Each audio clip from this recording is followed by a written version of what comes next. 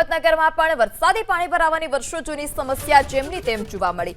અનેક નીચાણવાળા વિસ્તાર જળમગ્ન, સહકારી જીનથી કર્ણાવતી ટીપી રોડ સુધીનો વિસ્તાર જળમગ્ન।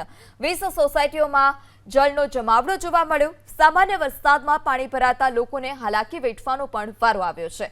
તો 20 સોસાયટીઓ કે જ્યાં વરસાદી પાણી ભરાઈ ચૂક્યા છે અને વરસાદી પાણીમાં અનેક વાહનો બંધ થયાના પણ જે દ્રશ્યો છે તે સામે આવ્યા છે। સામાન્ય વરસાદમાં જ પાણી ભરાતા લોકોને હાલાકી વેઠવાનો વારો આવ્યો છે।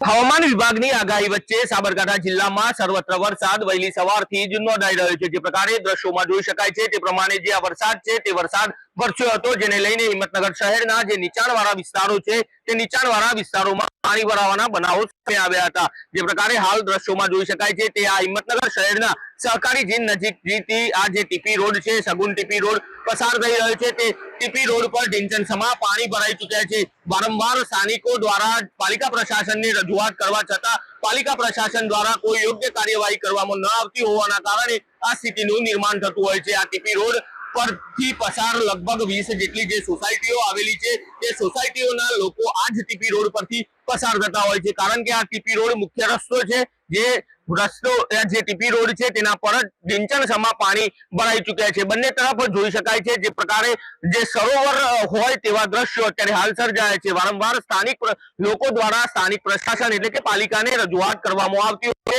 પરંતુ પાલિકા તંત્ર દ્વારા કોઈ નિવેડો લાવવામાં આવતો નથી। જોકે પાલિકા પ્રશાસન આમ તો પ્રી મોન્સૂન કામગીરીના દાવાઓ પોકારતી હોય છે, પરંતુ આ સ્થિતિનું નિર્માણ થાય છે તેને લઈને હાલ તો આ તમામ દાવાઓ જે પાલિકા પ્રશાસનના છે તે પોકળ સાબિત થતા હોય તેવું લાગી રહ્યું છે।